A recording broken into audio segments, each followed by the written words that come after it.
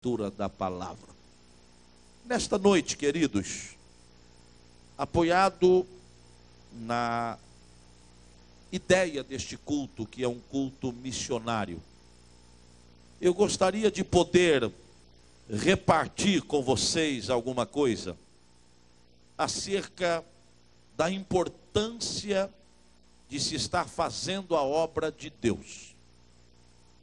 E eu gostaria de começar dizendo que todos nós queremos, de uma forma ou outra, ocupar uma posição de pessoas que se constituem numa verdadeira referência a outras pessoas.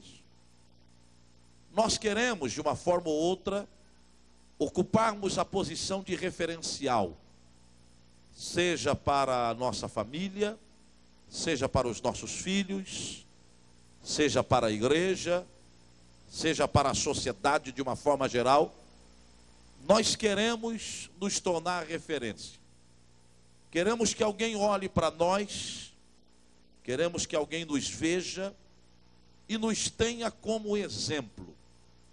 E para isso nós lutamos, para isso nós trabalhamos, damos o melhor de nós, nos esforçamos, para que um dia, num futuro próximo ou distante, a gente venha a ser esta referência. O texto que nós lemos fala acerca de um homem que se tornou referência.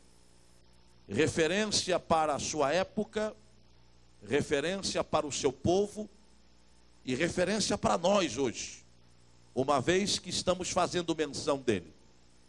O nome dele era Neemias. Neemias era um judeu que havia sido trazido para a Pérsia como escravo, e ele serve junto ao rei da Pérsia. Neemias ocupa uma função muito interessante.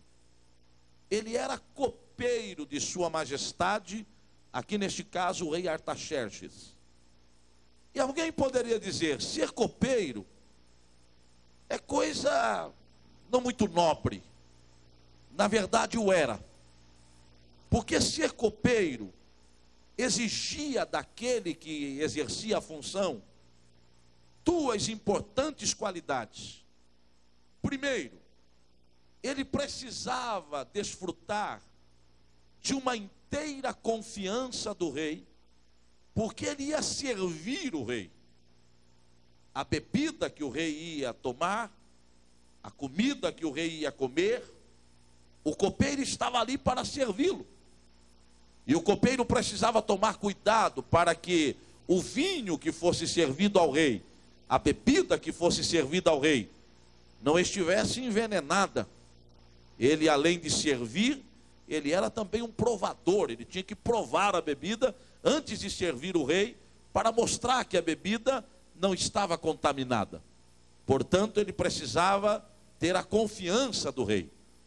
Mas era também uma pessoa que tinha que saber guardar segredos, porque uma vez que ele estaria junto ao rei, servindo dia após dia, ele era não apenas o copeiro, mas ele era um confidente do rei.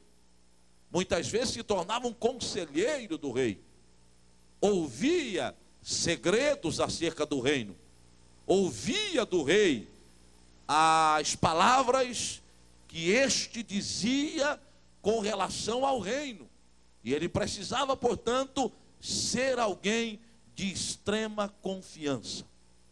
E este copeiro do rei, chamado Neemias, ele tinha um irmão. Este seu irmão vai à sua cidade, a cidade de seus pais, que era Jerusalém. E quando chega em Jerusalém, ele constata que a situação da cidade era constrangedora, era deplorável, uma vez que a cidade havia sido destruída. Os muros da cidade haviam sido destruídos, as portas que haviam no muro haviam sido queimadas a fogo, as sepulturas aonde estavam sepultados os seus pais estavam destruídas. E quando Neemias recebe aquele depoimento do seu irmão, começa a surgir aqui dentro dessa história bíblica uma fantástica história de conquista. Um homem que, diante da notícia que ele recebe da sua cidade, ele começa a ver, ele começa a enxergar aquela situação e procura caminhos para poder mudar aquele quadro. É sobre isto que eu queria falar nesta noite. Eu gostaria de falar com vocês alguma coisa acerca das reações de alguém que quer fazer história. Neemias teve algumas reações diante da notícia que ele recebeu. E eu espero que nesta noite, durante o tempo em que eu estiver ministrando a palavra de Deus, durante o tempo em que eu estiver compartilhando com você uma palavra da parte do Senhor, o Espírito de Deus que aqui está, o Espírito Santo que está presente nesta reunião, possa tocar a minha e a sua vida. E queira Deus que possa haver reações aqui nesta noite, reações que nos envolvam, reações que nos tomem, reações que nos toquem, e através delas, eu e você possamos, a partir desta noite, a marcar a nossa história, a marcar a nossa época. Há pelo menos 3 reações importantes.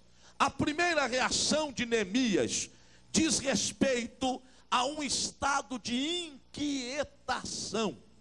Quando nós lemos o verso 3, o verso 2 do capítulo 2, diz que Neemias, quando recebe a notícia acerca da situação física que estava Jerusalém, o seu semblante se torna triste. E ele se apresenta ao rei com um semblante triste, a ponto do rei indagar: Neemias, você por acaso está doente?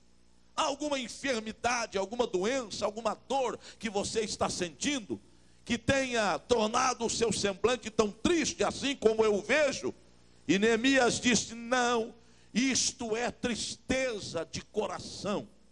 Eu estou triste porque eu fiquei sabendo da situação que está a cidade de meus pais.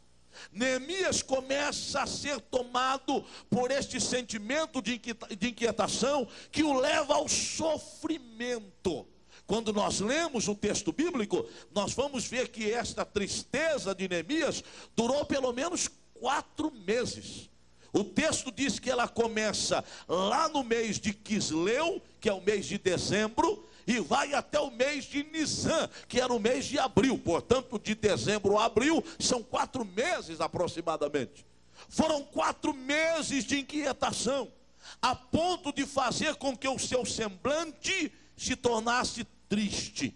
Esta inquietação que Neemias estava vivendo era a prova de que ele estava vencendo um grande inimigo que nós temos, chamado conformismo. Nós só poderemos vencer este inimigo quando formos tomados por este sentimento de inquietação. Enquanto nós estivermos acomodados, achando que tudo que está acontecendo conosco e ao redor de nós está certo, nós estaremos conformados com tudo o que acontece. Mas no momento em que nós começamos a discordar daquilo que está acontecendo, a discordar daquilo que estamos vendo, a discordar daquilo que estamos vivendo, nós começamos a sentir esta inquietação.